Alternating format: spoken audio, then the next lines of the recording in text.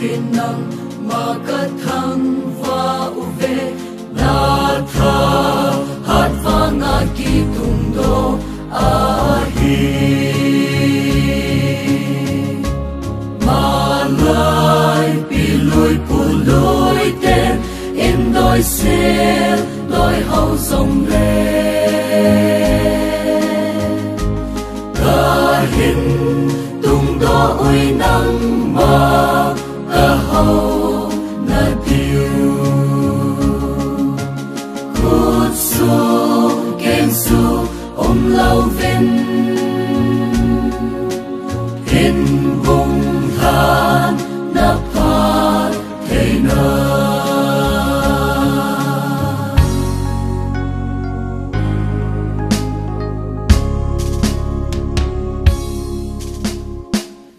ya ki hin so na in the na lo pi ki phun na le vang bo chan na ton so hin kem lo ki mo na mun di in bo in na pa the na bo thing se mi thing ten và mi chan ka tho ngao mun the chẳng đi ta xa ho ki hu do na mu ki hen ta sam le ki pa lâu ho dia song ki pa na in thi hi sin hen sam le lu mon ko na hi de pa te na hi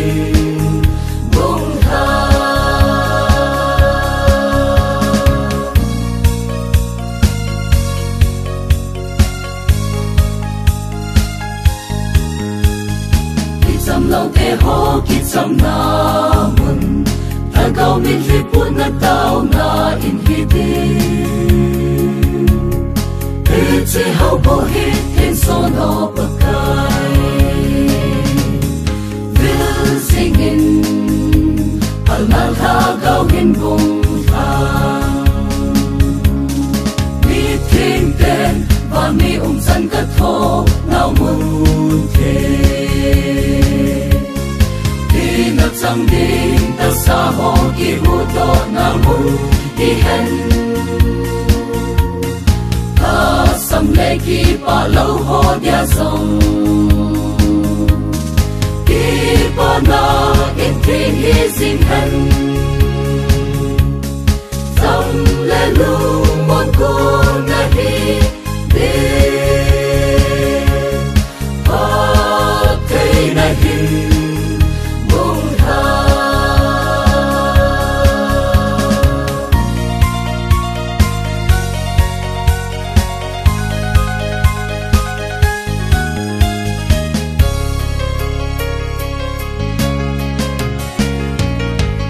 cham lâu te ki cham na mun ta gao mi khi put na tao na in hi din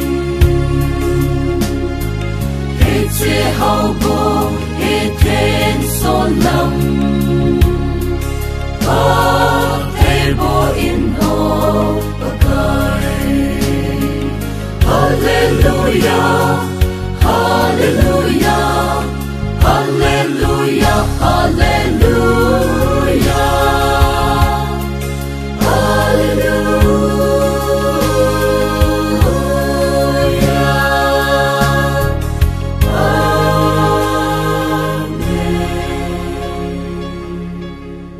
If you don't let, you have to put it down. When upon the road say, it's a day to fall for the day. You never put it down like this baby. You know, if you don't do, the rain says, down the pastors, and the church, empty the bowl, aman. Upon the road, separating the land of the lady, you came to the England. Punya hung tak terhang lehi, in tempoe, in lapu baby, in the leher sana kami. Ngày lúc nó sang bên bên ngai du và lung sin na le apat thebo na chang bumama ai kuyowa ka ho lai lo pathin na lung sin cha te hon phil pa sin do nei bo ti na ho mak ki pa thung ka sayuin hallelujah tin na min kan thang ba ve bo pa kai pathin na phat thebo na chang buma kisaro itin hi tu ni ni khwa na kha pu in namin zala thin so na kot hon na kin lo pi ta ain bol thei ta ding jin jong ki pa thu se yin namin ka thang wao ve pakai hichikina programa dung tu ya hung ke mang cha ding mo pu na ne ho zo se hi hem lang a ke khom mi pi yo se ka bon cha wa hi pakai thagau thi nge nei tha khom pi wa ke ma pen namun cha yong nang man nei mang ta su ke de win na khut thi nga pen tha ni na he ka bol ka to zo siu chu lo pi cha ya na nang ma hung changa na phat thei bu na cha te hi dinga na khut thinga ya kai ka hin thana thangwa to ko ma pakai Jesu Christa na ka taw he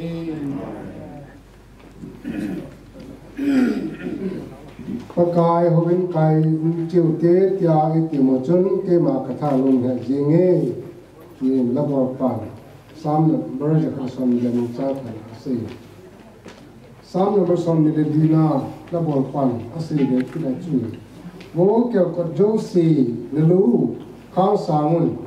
wo khang luya kisim sa ko pi ho ki khang sangun lo pi ne lang pa chu ang lu the na dingin ko ham hi chi lo pi ne lang pa hi pakai thani ta le hang ta gamu na thani pin pakai hi wo ke ko jo si le lu khang sangun wo khang luya ya kisim sa ko pi ho ki khang sangun lo pi ne lang pa chu ang lu the na dingin lo pi ni lang pa hi ko ham thane pen pakai ama hi lo pi na lang pa hi yuni ne ko ni ta bang patin wang bu na le ami tya ho tom pan zalen hi chi he ta bang lo pi ta me thin so dia ka do thin num tha bin a verin pa patin thang ben wa choi num man lang he ti je chun ke ma pakai hacha Reverend Dr. M. Thongse Hokip General Secretary Kuki Baptist Convention in Tuni Nisim Ko Wachani Wednesday all la December pakai kum sani rasomni ngin heche T.Champhai Baptist Church KBC number gate sungaum hoven kodhi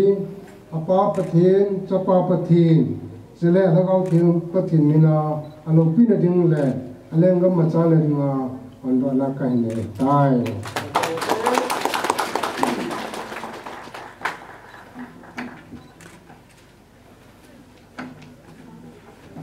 asoma ji kana song ka kiji hi in sim kating T.Champhai Baptist Church KBC number 8. This new church building is dedicated to the glory of God by Reverend Dr. M. Thongse Hokip, General Secretary, Kuki Baptist Convention, India, on the 9th December 2020. Patin lupi na chang tahan.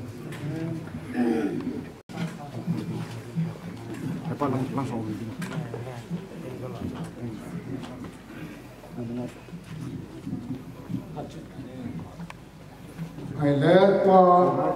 win kot iluk de waitan patien tangwa manlang labu simpan na simpan na sima bangin tangwa ta thon hinga ngun wa choi kumin thil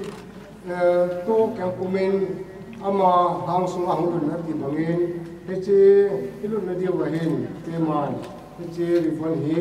chetan na kai ne patien mi hazo se ta sam cha te lo se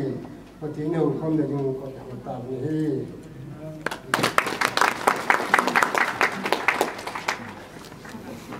ni lo se so ni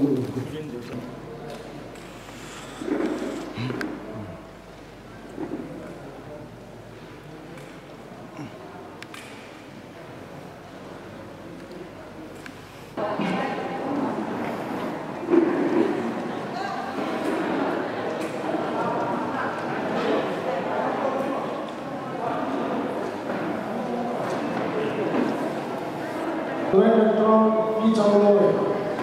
Amado, India, Laya, who can hold. My time, pretty here.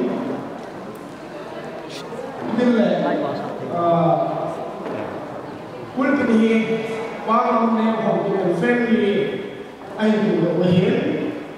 như là sofa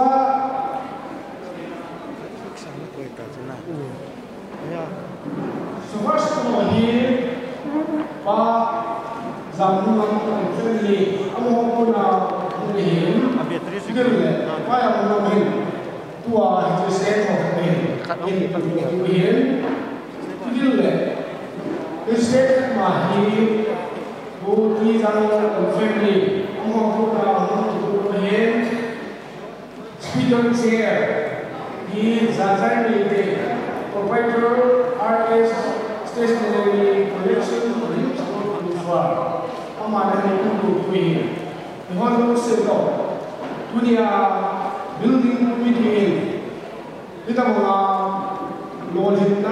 that some are my child, I will go.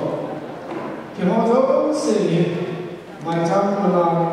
on the head, I have used in my child, Uncle Dog, so the lady not be person to Alabama. Các cái bảo vệ Programe một sinh đã theo lên trong ba tôi đi khu nông màn đầm đất phát triển na cái chân mà sinh lập thành dung hạt đào út ta nói thế anh sẽ theo họ tôi đi qua ấy lúc thế là còn quá số bao nhiêu sự ban rộng rồi theo họ để thành nên Programe xung man cha đến pulpit rộng đi chân tháp ông đi xem đi lên rộng lên xung tôi đã đi sapa sân họ sopi bên ông họ family nhà tôi làm việc đến sự kiện là cũng là họ report họ rộng đi đi sự thể hiện ta đã nông thể hiện cho dấu sẽ có cái năng mà bắt thể hiện như vậy report cũng là theo hình cho dấu sẽ năng mà là thành số này cần để bắt tôi đi theo rằng vì chỉ có mình chẳng nào cũng là và là chẳng là mua nào cũng là đi mà rất là trong này thì hiện năng mà thì mà là sản xuất ta là tham trong bên các sinh ta về amen. Bible trong là các sinh nó sẽ đi về Exodus lúc sau mình là nó trong là các trang của số hình các cái nó sẽ ra của sẽ đi đến đi Israel ra sẽ đi năng cái mà những thứ tôi đừng nói một lần Ôi mẹ, lúc xưa cái mà những thứ tôi nó trong sao tôi là chú nâng hỏi cái mà những thứ tôi là điều gì nâng hỏi Israel ra cái là tôi là nó là những thứ tôi là chú cái chân đi cái đến cái gì sana đăng cả chú lẽ số lẽ ai em hô asan hô này phải ta chú sa tôi là tôi nè kéo chân chú nè sa kéo môi chân vun hồ kéo chân vun hồ thinh hào mấy hòa văn đình hào tuy tọ dù linh hào lâm tuy lệ hào lâm thì lâm tuy tọ ta tọ thiết tọ cùng cái kỳ đình lệ liên có vào để kỳ đình sa giác xuống lệ xuống lần tăng tọ thì thà đình là gì chút tiên lệ Israel như lại mà các trẻ thì là đình cái mà mình thiền xem xin hầu đủ những đồ này anh thích kêu những đồ cái mà con cha nâng mà các bạn sản duy à chú nâng hoàn nó sản品này so cha cũng sẽ bị cha sản này bia các sản ngã số anh những cái nguồn nâng bằng chun hầu đủ sản ya mua si hình pa chút cái hình duy à cái sản hết cái sản là hầu đủ chú gam tích gam chú chú theo ba cái anh em mà đi cho nên chú theo ba cái này Joshua thì chú anh ấy soạn cái quân chú theo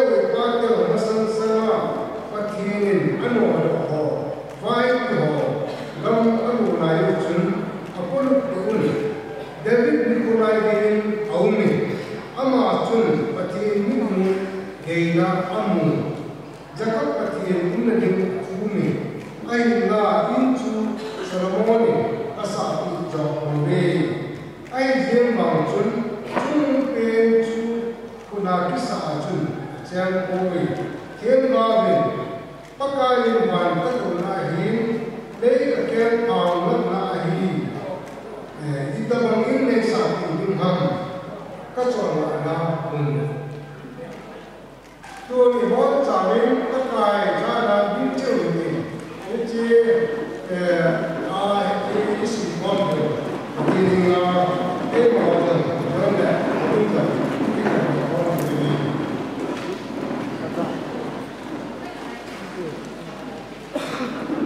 sáng mà tôi sống biết được những tác ta rằng lần chúa đã sinh ra sao biến bố thế này tôi tất cả nó mà trên là in chú là bằng lao là chất của mày cao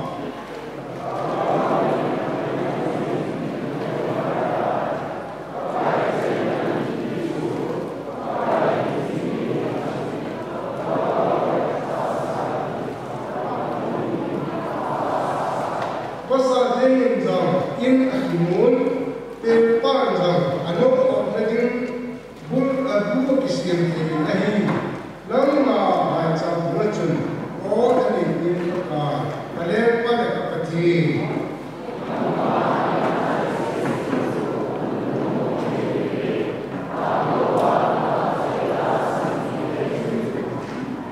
ta là cái số tiền chú anh đừng mua mà hiểu về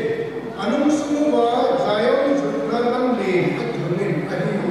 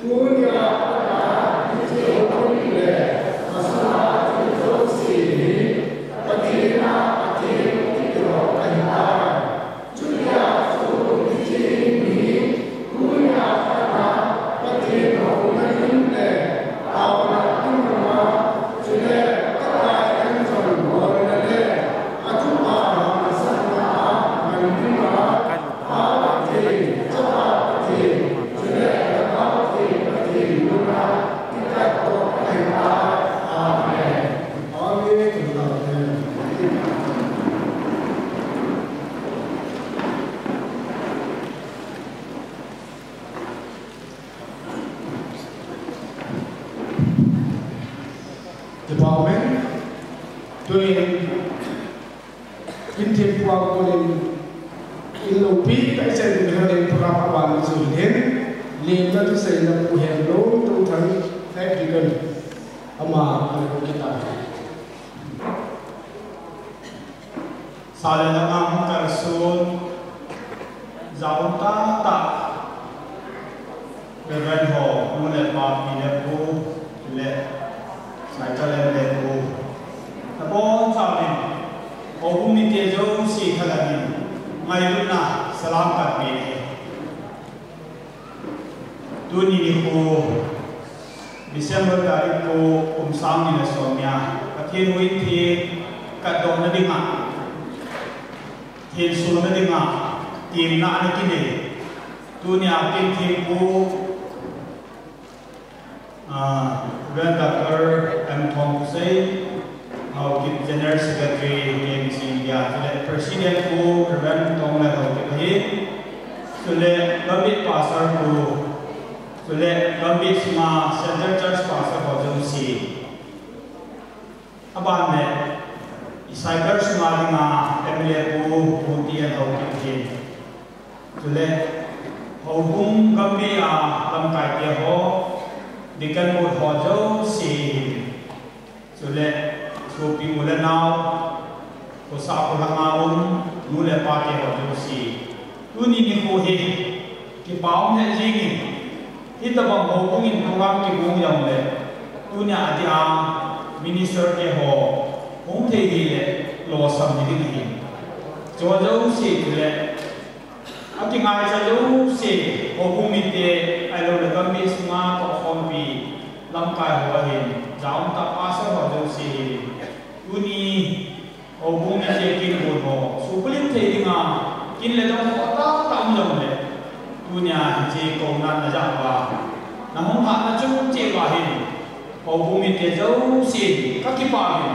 na chung chi wa ka min ong kar sun lo si chunga ki pa ku kan se he ke wani ma cha wa thi ang pun tin hi ang pa thi yang lo to na punya kin le dong khota ka tu lai adin COVID-19 chi a mi yang tam ta ki sa ni pi ke hok la yang lu man lo yang mi kun the i chwa yo si ang ku ma ina ma le ngai lu cha la punya hi chwa yang ki lo ko ma ngay itu tak, kamu tak ada mungkin, naya lagi, ngay lu nanti tak ada mungkin semua, lohim dengan, no jauh sih jalan lohim dengan tadi, no jalan patin tambah akan pilih, jadi mungkin jauh sih patin, nanti cium cuma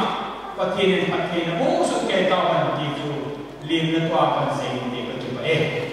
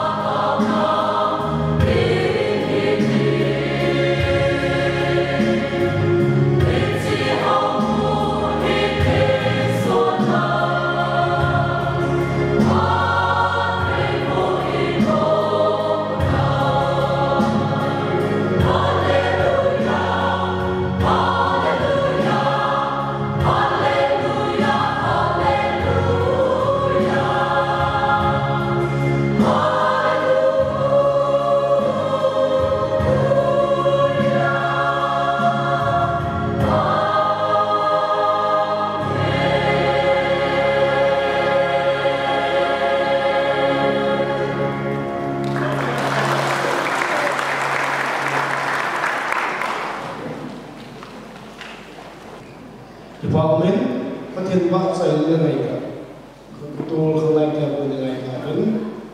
quay phun hạt nào vẫn cô tôi hồ sơ cô hay là ba là nó chỉ biết những sản là chơi về đây của cô đi làm xây ngoài ta bị đi cái đi bên mà cái người kia T.Champhai đi chơi số ít thì số thiếu những mặt à đấy đâm trên cái kiểu sim bao pakai pakai thằng con đi đến trong tòa hèn T.Champhai cô học sa đấy church building construction committee chairman đi na cô số đi đấy cũng cái này đi là quan trọng các ngày nào chỉ bay kênh TV tu lại tu tâm ta sẽ làm như là mai cái ta sẽ làm như vậy Giêsu anh tu đi nó tâm ta sẽ tu cái sẽ đi qua mình cái sẽ làm là cái sẽ làm mình làm đấy thì Giêsu thì mình đi lễ tháp chỉ đàn để khát để mình trong tròn xin cái này pakai pun sampai ko T.Champhai ko sinna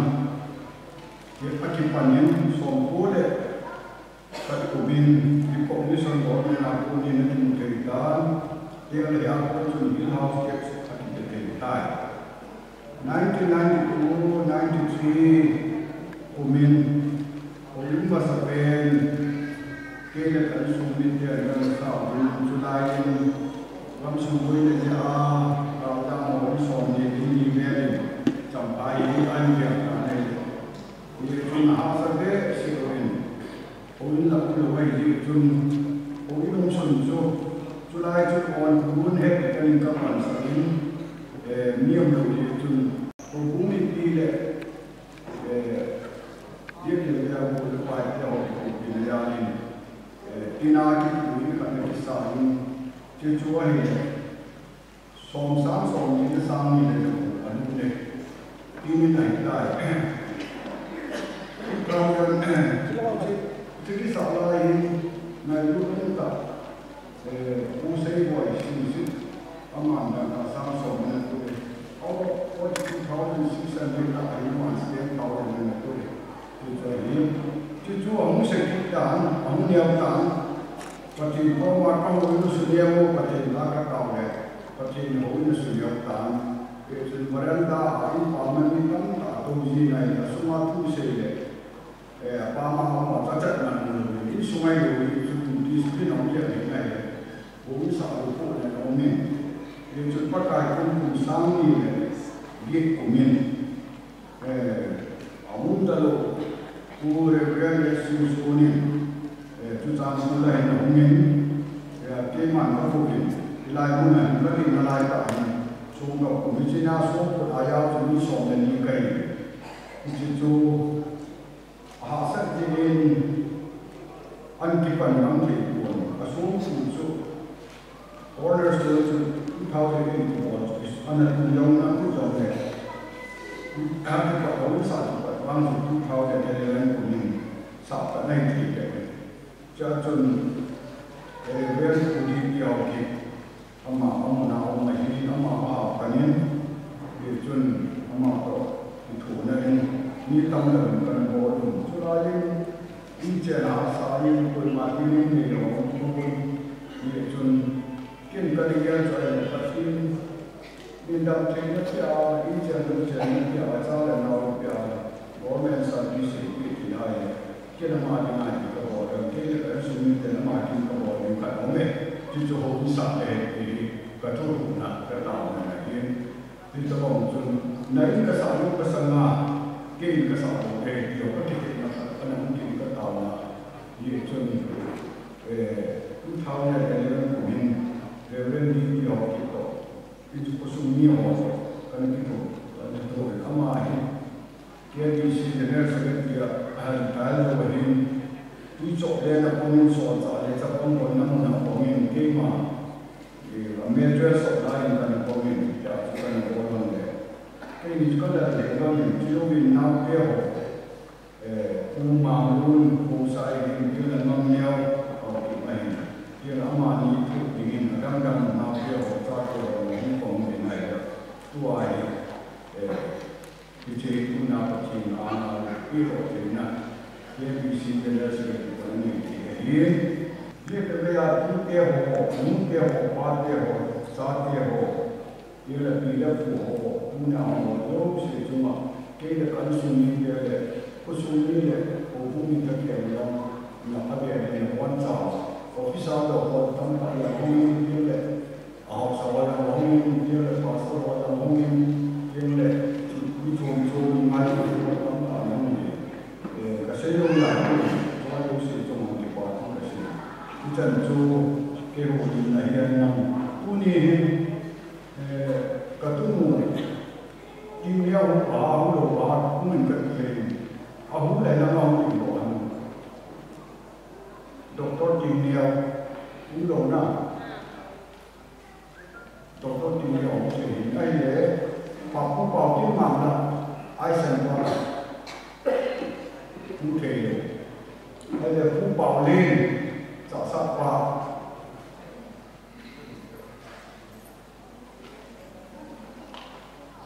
cái sau cũng bảo lên cũng làm cũng đồ nào ông lại là ông là vấn đề mà trong này đại mà để bà đi đổ xả đi cái gì tu sĩ quay hôm nay mua tu sĩ quay sinh sinh mà làm của ấy là không thể của ấy và các ông nói đeo phải ông là cho mình đi còn mà còn cái là mọi người cái gì là cái gì sai những cái bọn này commission quay để commission để xuất đi commission là cái gì sai là chúng chỉ cần cái bọn là cái chúng để chúng nhớ cái mặt đồng thì họ chạm cái gì này thì vẫn biết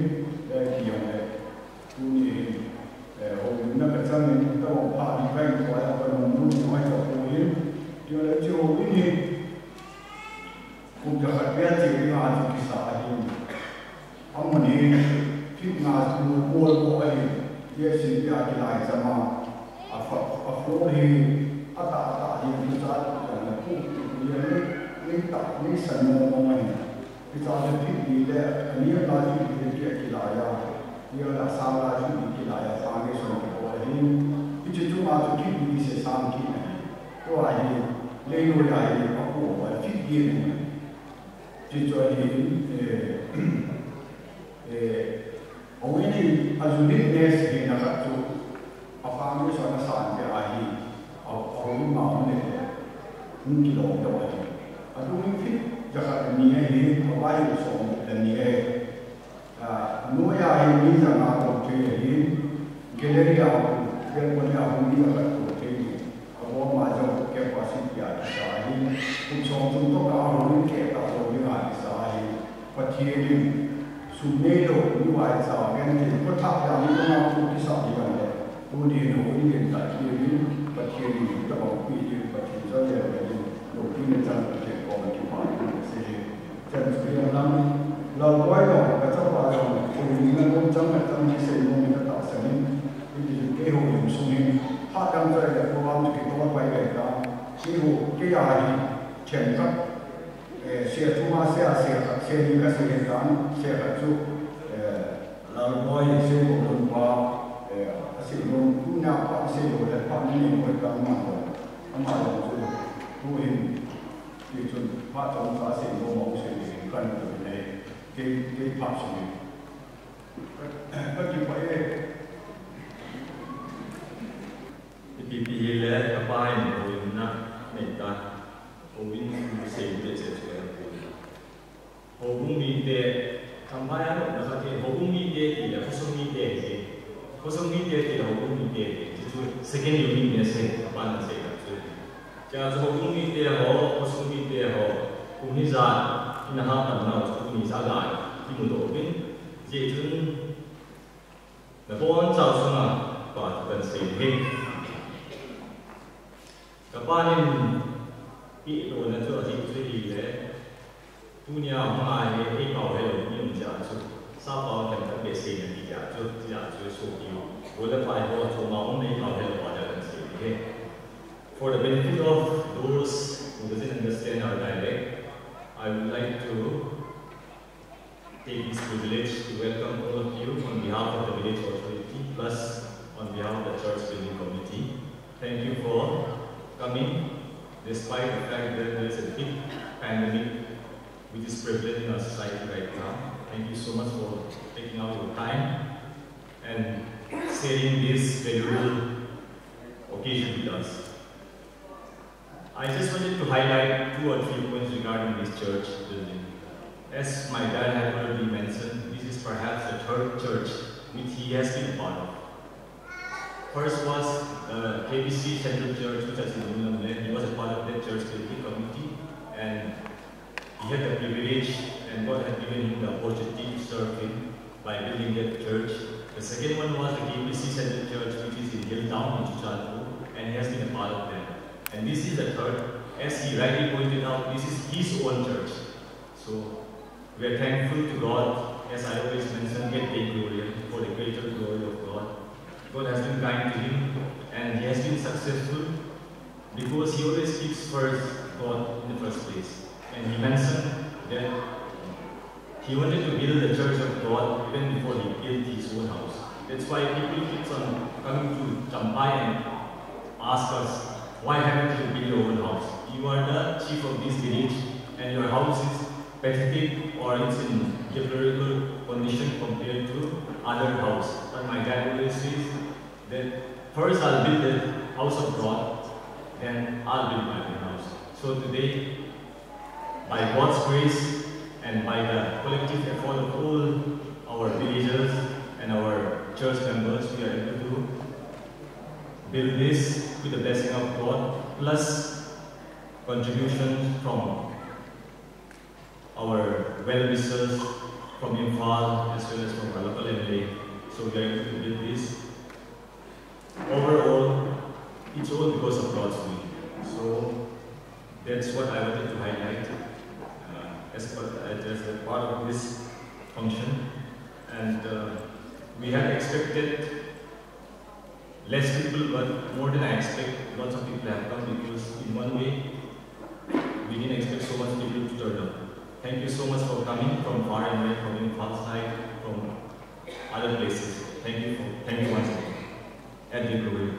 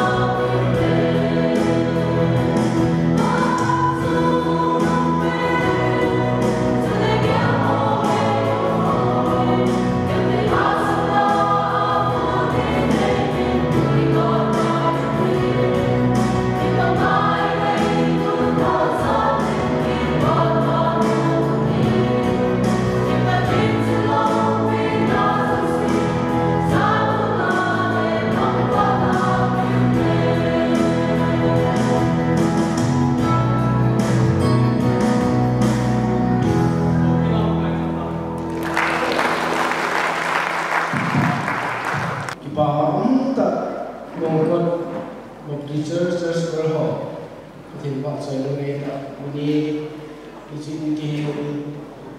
masuk penku asuna atau nasa masuk penku di dia mau warga tak lehusa lau cuma kita tu buben asal apa su dunia basis tu video present tu kada pi jadi kalau ini macam mungkin dia masuk penku ini mula parti dalam ngakunan penku macam sinu mungkin tak senomen ini cukup macam sinu hi at pinom tetelela kunji kuyen tuni pakai hotel dulu now macam sinu modu sering penom weekend ini cermin building committee itu dunia mungkin pi mangtiar kita macam apa sinu itu macam hal itu dunia message ahun dintir manfaat tiba pada insuri ini lagi ini tuan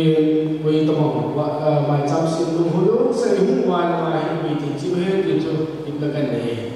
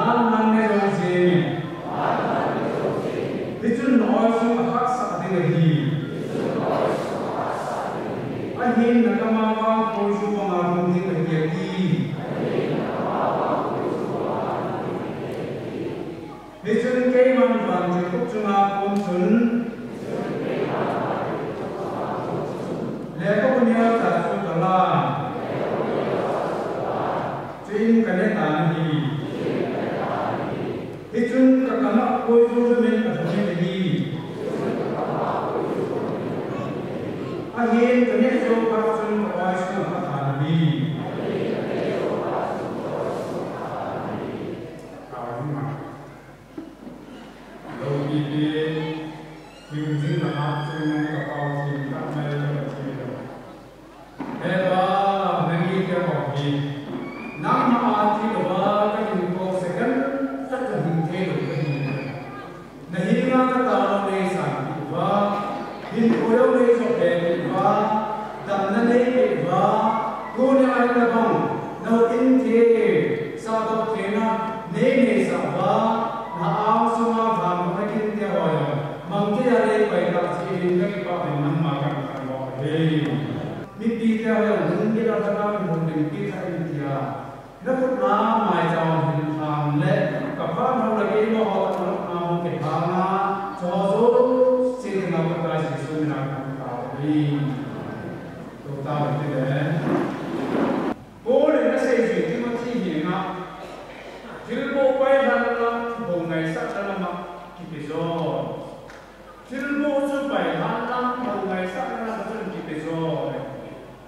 Eda chu ida na sa ya for Timothy bung di sang sa ya sa na le hin ko a masal jing ti bi hai ta ni ja ma ko chu mo ma ke ko hin ko a ni masala kal sun jing jing mo ma the ko na to la masala chung sa na ra ne san mu ni sang so ma ko san ke ma na to so se amasa ana ko sa nga apat so ka he na to ho so amasa ana to sa nga apat so ke ma ka he tu ni pa the ni champa ho ko man se na le tu ni amasa ho na sa ahoi pa sa sun tu ni ahoi se pa ke ma ka he tu na na to ke man ko mu ye ti ke ya la ko in tu bi ta ka sa do ken mai ta ka sa do ken ye se ba hi ko in ki sa su se se he ki phun na ya mong pon ki na na ya mong pon ki ni ta na ya mong pon aka ka la ki he na ya bi he na me ti hi ko ma sa on lo pa je ho in ki sa hi ase chu bai hi ka na hai pa je ho in ti me hi su he to ham ase chu behavior pa je ho in ti me ti ta number 1 chu ba ta ne wa ka sa hi pa je ho in ti me hi ama wa pa je ho in ti pa je ho na chen na mi ho chu tu ko ki no ba mi pi pa je le na to ko na diuประเทศนาที่มาหนาตัวคงนาทีว่า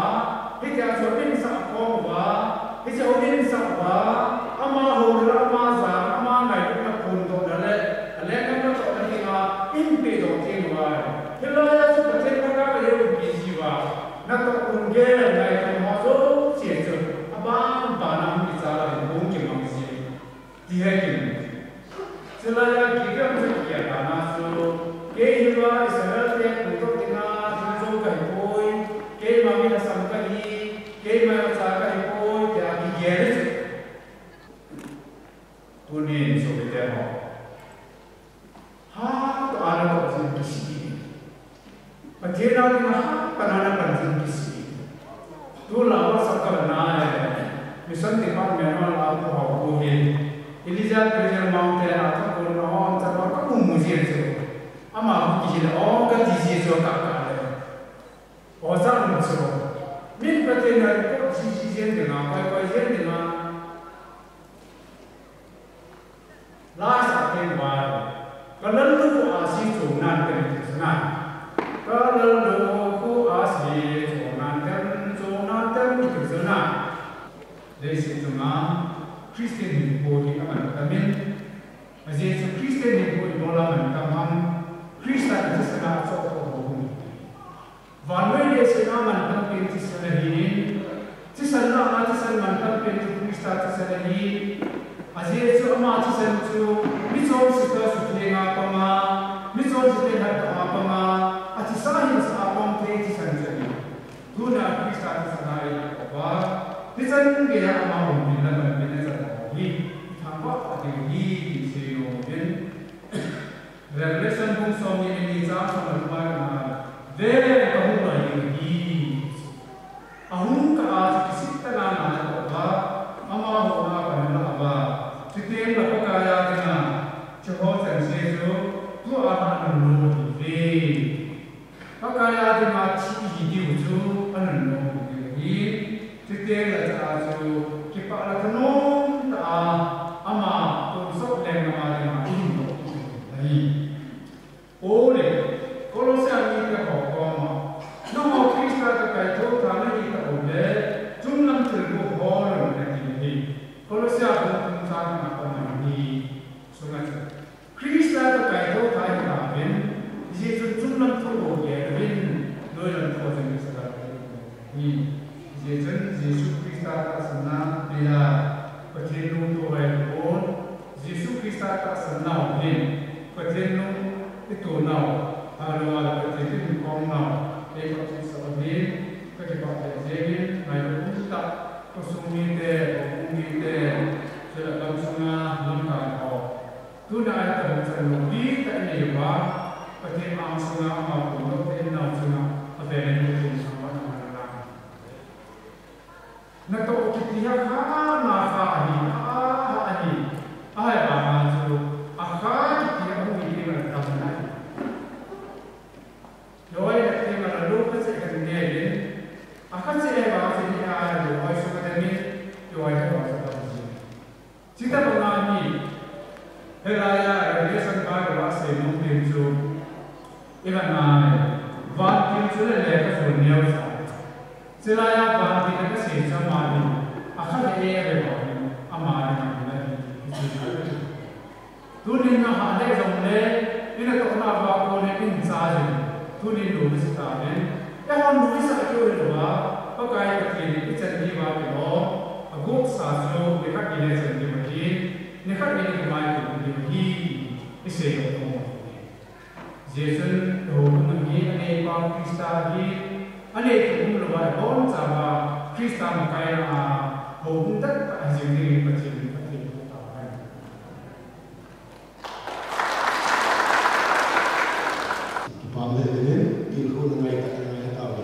Programe abang sih hampir dua hari presentation le report ki kilo ini report sangat awal presentation sangat lebih masih pagi dulu schedule ini lagi ini apa kita ada pakaian Joseph, Amen. Kan kini gaya le, buat sambil terus tay. Haleluya, cuma itu kami sama.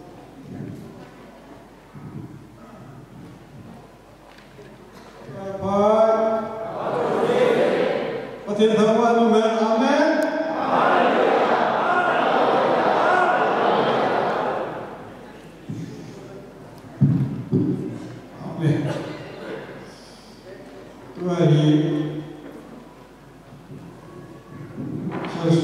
Building committee party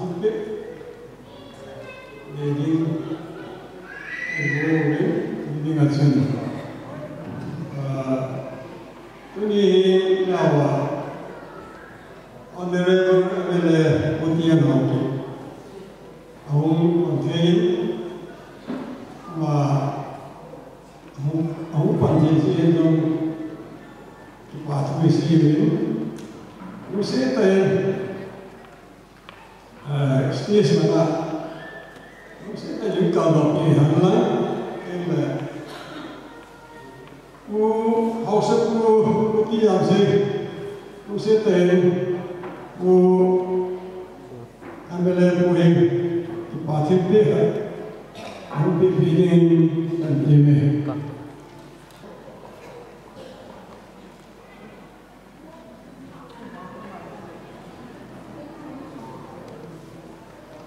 Rồi thì là bọn trẻ kêu vào cái chạy tiền lễ của mình ít bị hôn số cái điều này cho nên nó biết là họ cái điều đến tôi nhà minister Ivan Britannia dedicating minister Ivan Yu or Reverend Dr. M. Thompson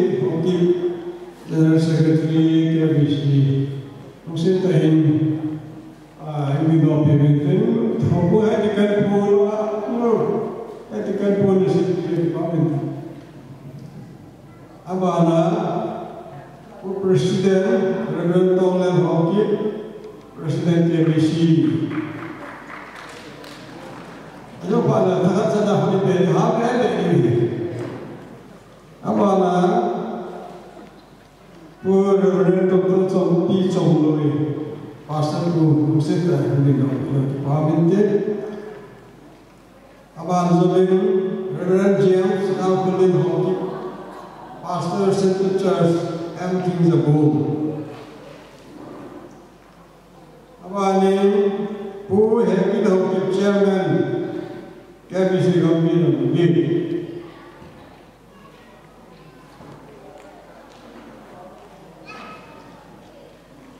Mana pa mangne hoki musikan tinggal pamit.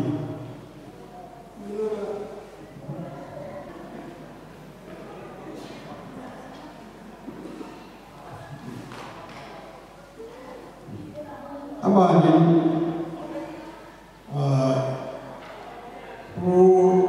DP hoki Chief Commissioner Income Tax. Namanya dia sahabat. Abana P. Donald IPS ADGP Government of Manipur. Abana Seboy Singship IFS Principal Chief Conservator of Forest. Mungkin awal ya, awal asal tinggal di kegiatan ini.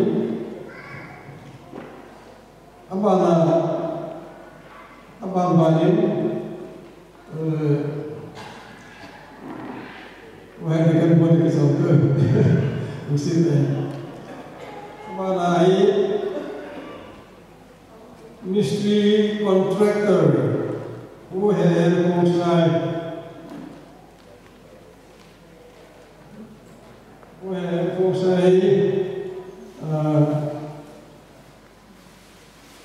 memento gestor kanto ini mengaten hospur itu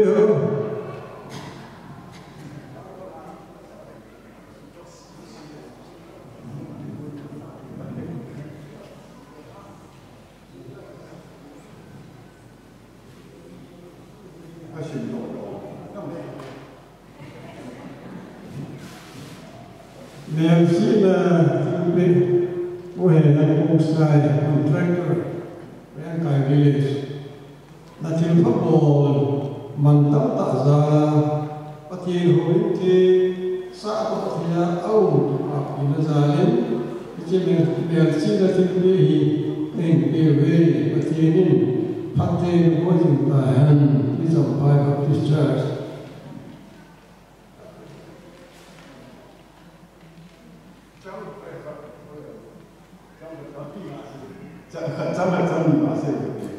Buku ini dia kaya cian, amahe, itu ini, aku masuk ke panatwa, aku jual lagi, amahe, konten ini amah, mesti dia punya, dia kaya jual lagi. Kalau sunjang terlalu dia warna ini, dia boleh, dulu tak bola, kita tu semua ada kan pengam boleh, namanya kedua, sulayana. Kita bola ini, tu kalau orang semua ni mana, tu ini, ama ini boleh apa? Ini hal ni kita tu kan pun orang kita.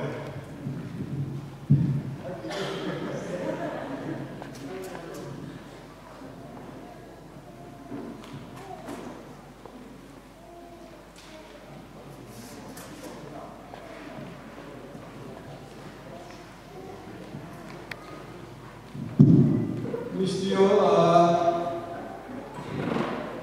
anak foundation anak bola lain bang sisi jadi anak bola ini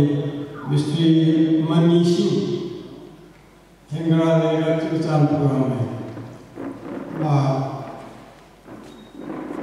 nói làm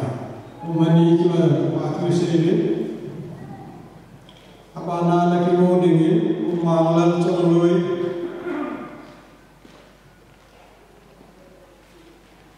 mang lên trong lối mang là mình sẽ học kịp mà hiện cái mani này chỉ có là tiền này ông có cha nó sẽ mà nó có là ông cũng sẽ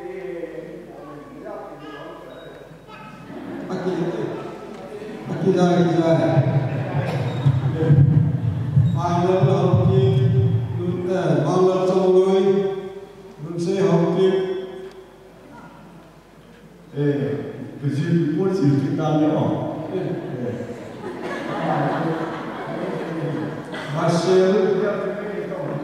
Basel de Colo, con nói là Basel de Basel.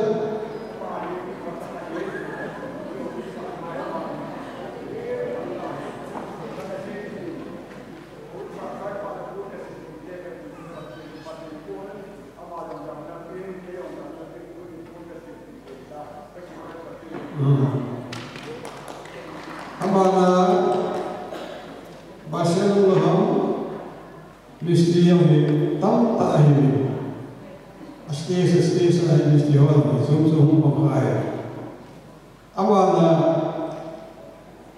dunia bahasa ini kita ini satu, just for mongkot di, musim ini langkai, mulai terpamin. बहुत सारी हद खुद गए उठे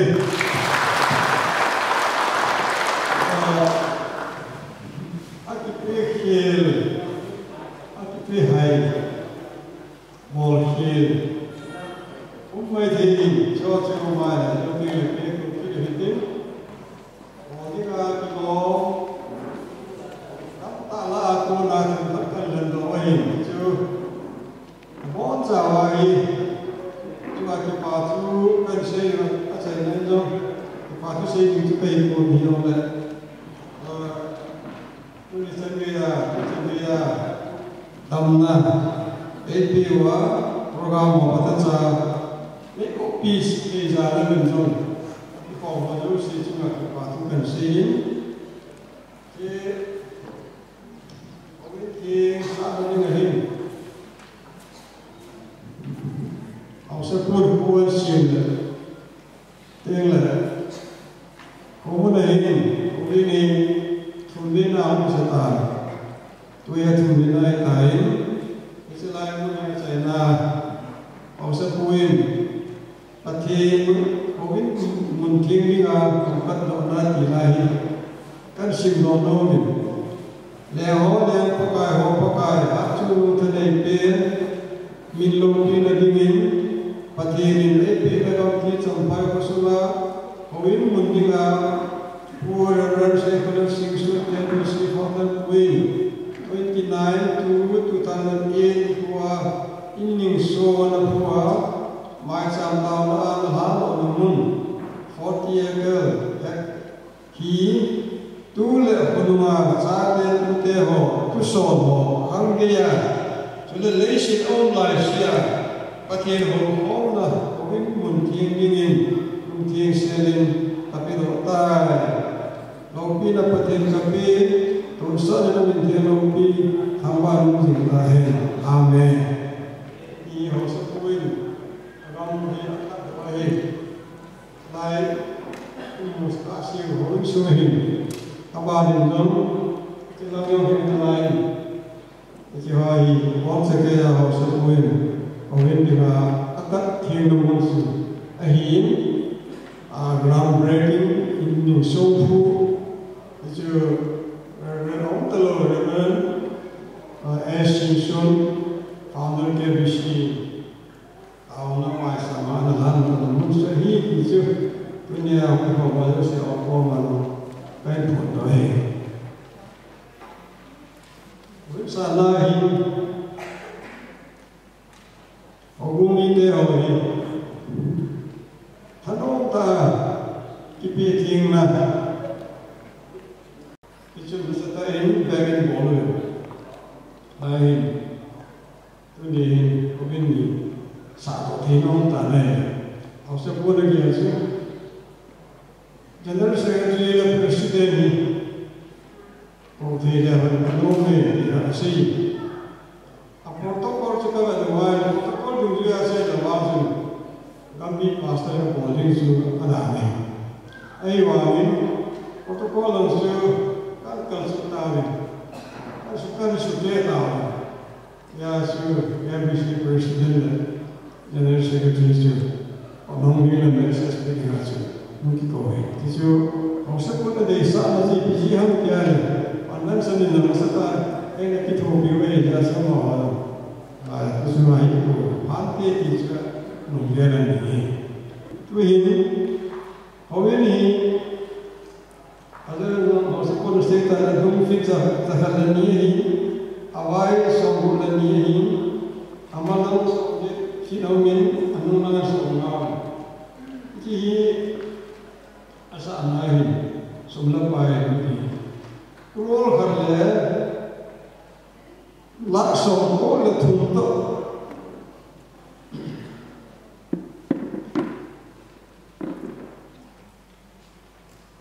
sang somat zakol somat sek, rol kerja, laksong kol tuntuk, sang somat zakol somat sek itu. Tu là tôi hình của hệ nhân không sai ở bên xã hội bị nào thì ama ta đã kêu tụi nào chưa vậy ama hình lát sông cũng là thun to nên là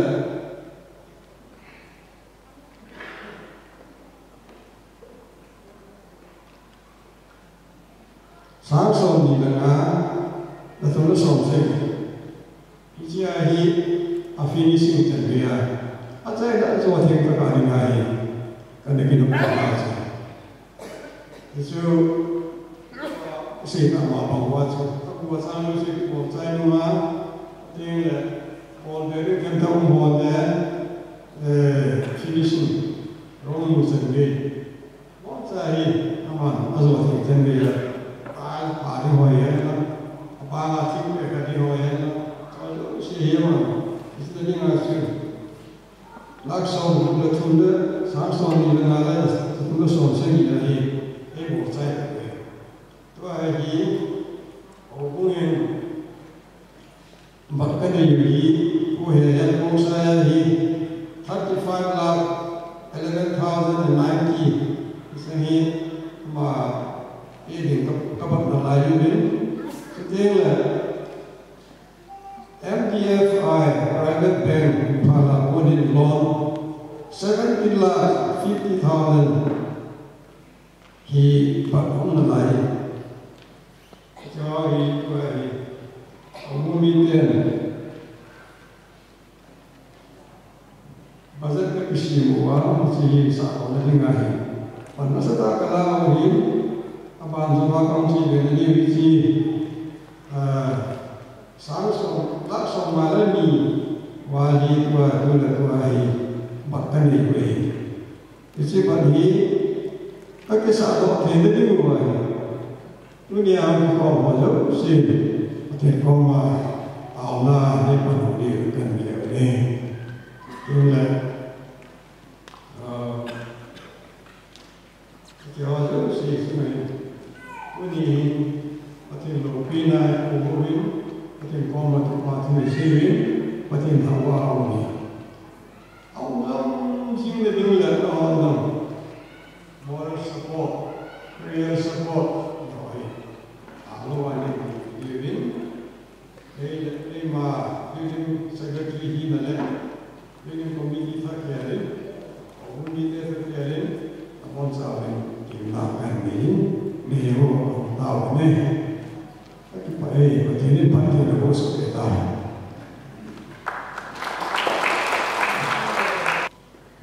January Jun Program Dunia Jun Kemabat Punjeh Dunia Jun Counter Kita Kalian Yang dah Gambit Jom Gambit Sungahoin Aitak Montak Aitak Sungahoin Kita papulih di Kapung Anuhin Itu Belkatnya Biasa di Counter Kita Itu Kapung Dalam Kapung Ante Naik guna House Aku Buti yang si Hongkong si Hongkong Center Charge Namanya Domai na pagin di pura bikin na pasok ni kena common building chairman yung na pagin member ng sila na banuin layo na house hinale building chairman inanuya o kung na kusukong itiwapan nagalin kita bang ulit takoy ka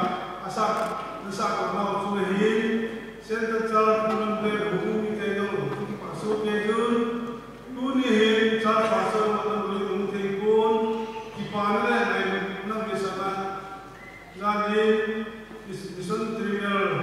yang mungkin biasa mungkin ke partai mereka beli berapa hari mesti dalam bidang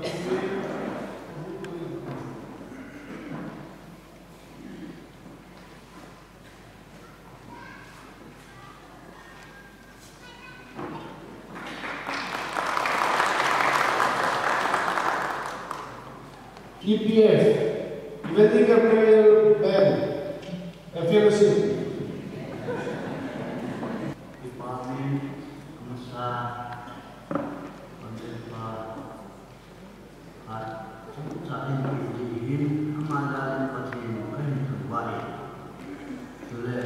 Chucrh, Kristen, Evangelical, Fellowship Kepada, Hukum Kipahina. Sudah pulang sih, baru saya nabi Chucrh tahun Chucrh. Sudah tahu salah dah ibu hiji kata, boleh nak disahkan atau dah boleh hiji sunat. Hiji boleh salah baru saya nabi hiji sun Chucrh terjadi. Amalan pasien terbaik. Sudah hukum Mesmul Kobe pasien dan nanti mungkin bisa untuk nanti pasien buat malam setiap tunah kasut dengan pak hotel si cuma dipatukan sendiri tunin kehon kecil biar sabiar kat di kapi ini jadi tu hukum kehon jadi lima kono ini nagawa dan sakit dan luna ini masa dan cara dan luna ini jadi kalau ini tujuan jadi hukum jadi paham benar-benar nanti nanti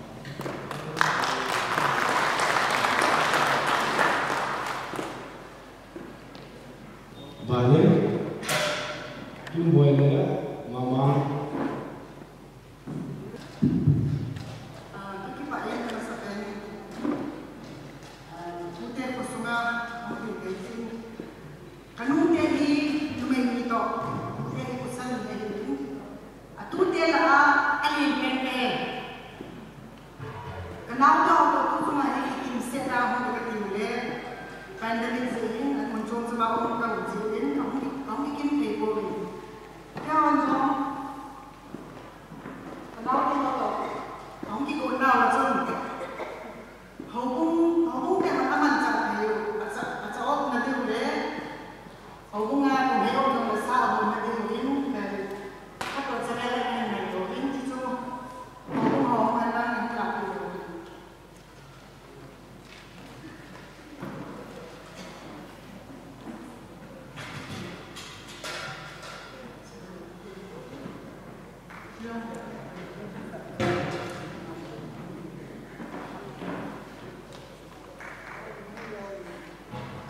le ka ki pa dunia ani khom ne lo tam pi no ji wa di asia ni lai ni ko pa zo lo wa di te sa tu ni na ho ko ma ni sai lo non so ni le ei zo pan mon neu za all india ai la congress general secretary ka ko si chuan atam zo de dia ta oni ka ku la lo chun de dia am san sa ka ko ma ni ma tu ka yo li ti ni isi ho ki na sa tu ni na ma da mo la pa ko sai sai ni ken na da mo chu na lo ho ke ne na ma da pa le a pa na le ti ka sai si ni sung so na ka ke lai tu ni ka nu te ni na ma da na lai ka pu te ni na ma da na lai sung so na ke ho di na ka pu ni lo le ka na o ni la boy no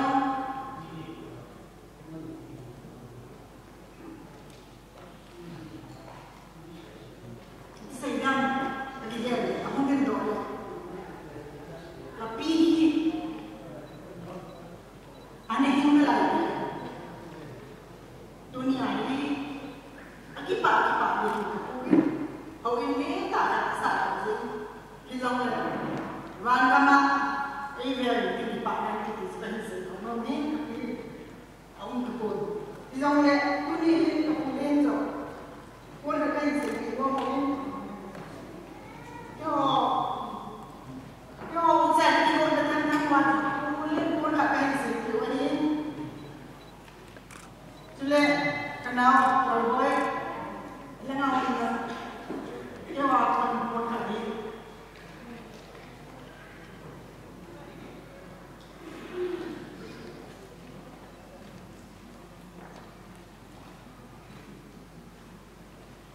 Kekipain, hak KBC. Mi tu dia ni na kabon tu mi tu le tu ni na bersama orang tu lah kan dia ada kapin apa sih yang tahu yang mana tu ni kesai dok baik kalau mana yang tu dia ada tu kesai dok lo kapin kan ni apa ni tahu ni mana zingka tu ni KBC awak tahu nama dia cici. Ketulah yang berani kau ni mana numai kini cuma singkat ni kau nak tahu nama tahu ni mana kita. Atu siapa tu kita ni nak kolak di mana lain. Ketu numai yang berani kat le mila undin le sudah mihiro itu pilih. Pungi yang itu kat dia ni Indonesia ni. Atau nak kau ni tu ni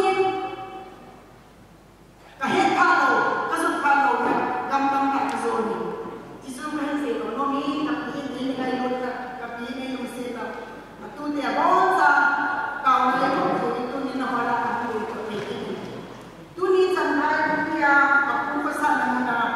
kayu sih kalau nom soi le nak bonsa ni nak tahu nak apa ni kau jadi nak nomor sisa jangan ni kama kau ni aku dia mahu sih kau makan tapi ni orang penuh dengan orang penuh tu.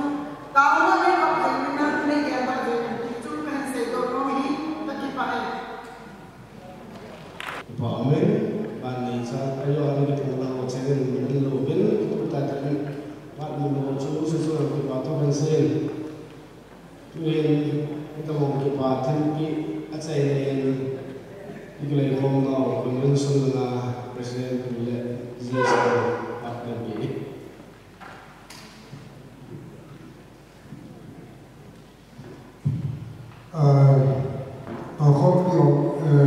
dấu xí thế đến officer calling India Chucrh của mình Thomas là phụ president muốn đi về team headcount của người là Pakistan thì được cái parliament thì phụ president được cái parliament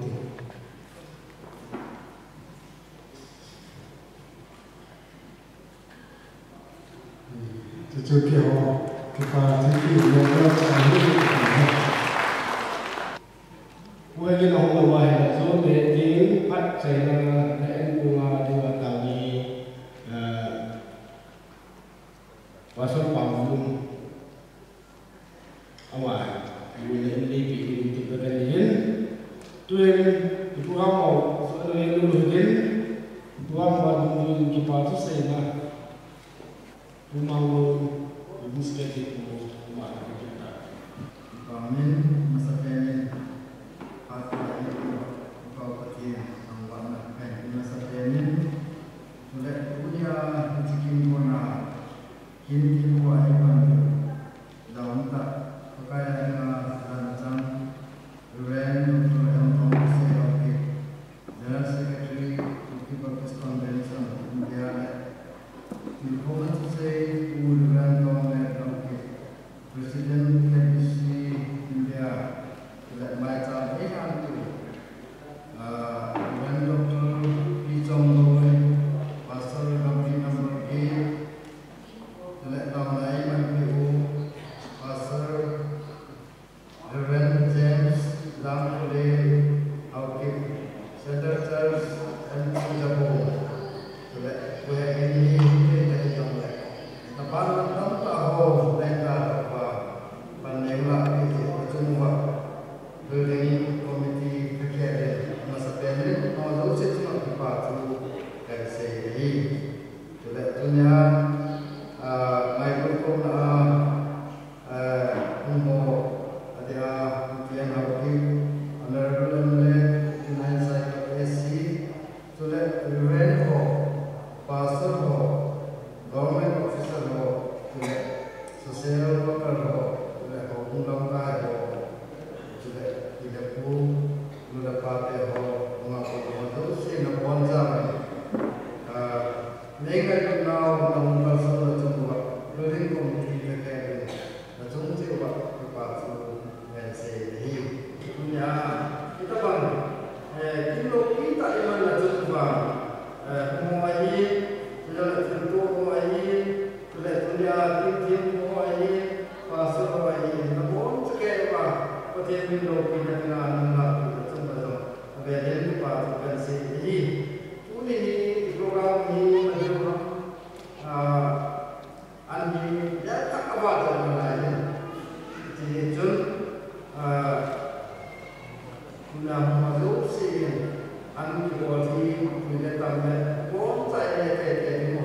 desa dalam kuali itu masalah itu apa yang kemudian di dalam ini siasat kita ini kota kita ini malah jauh sih mendoa kota ini seperti apa itu pada saat ini ada yang ini itu di sana jauh sih kita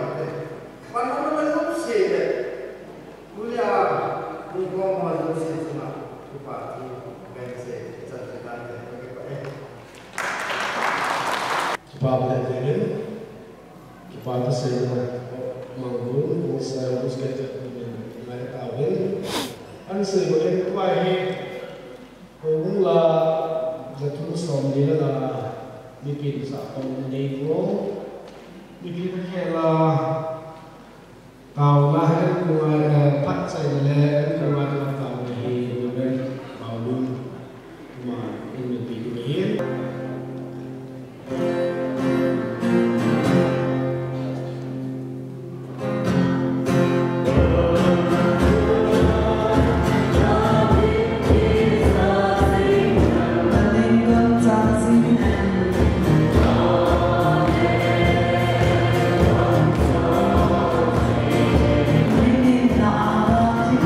Today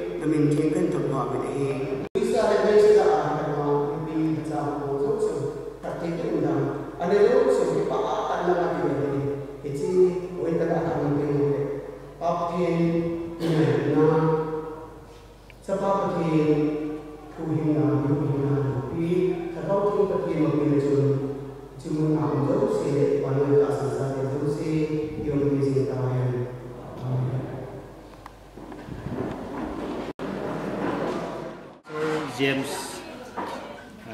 King Center Church pastor को है Dr. Anthong Hussein Hawkip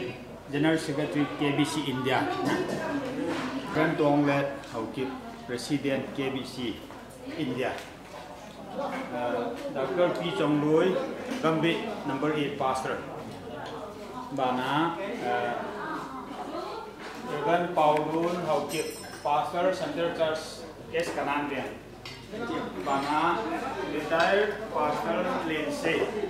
T.Champhai Bana Ujian Yetham Kipien Gambit Secretary Gambit No.8 Secretary Pastor Red Monkey Hilltown Pastor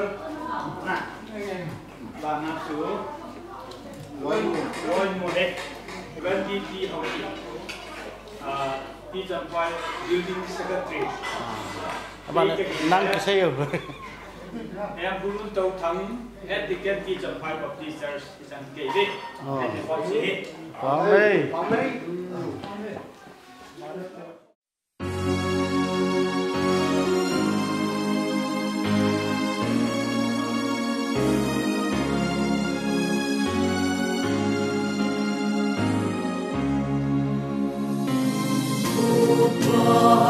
thiên năng mà cất thăng và uve na tha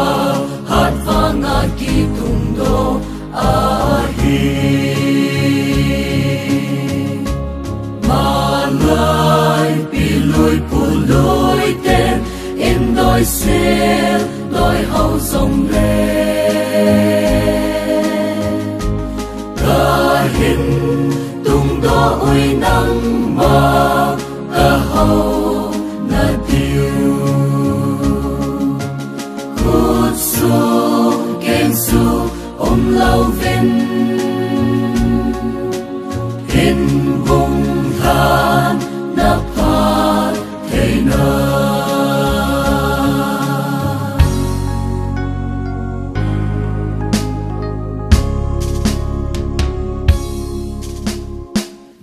ya ki hin so na in